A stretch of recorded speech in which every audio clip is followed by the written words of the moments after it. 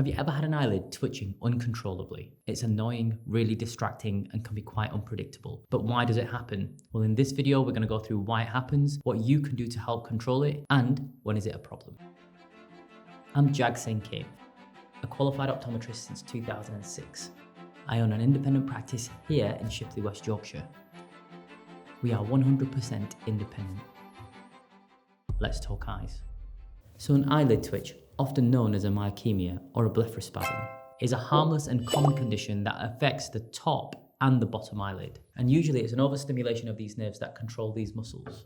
So why does this happen? Well, the key reasons are lack of sleep, stress, fatigue, tiredness, an excessive intake of caffeine, and in some cases dry eye as well. In most cases, this eyelid twitch is harmless and can be quite irritable for the person experiencing it, and usually it's not visible for anyone else to see. In more severe cases, you'll see a more repetitive and noticeable contraction of the eyelid muscle that's quite visible and very frustrating.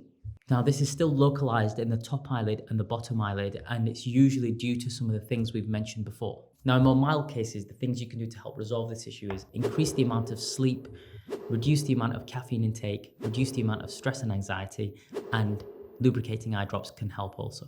Now, there have been mentions of nutritional deficiencies such as a lack of magnesium, but the research on this is inconclusive. Now, in more serious cases, you'll see this twitch move from the eyelid down to the facial area and the cheek itself, and it will cause a contraction in the facial muscle, and you will noticeably see that contraction happen. This is known as a hemifacial spasm. Now, this can be usually due to a compression of the facial nerve or other conditions such as Bell's palsy, but this needs to be investigated further by a neurological team and requires a referral either from your optometrist or your GP.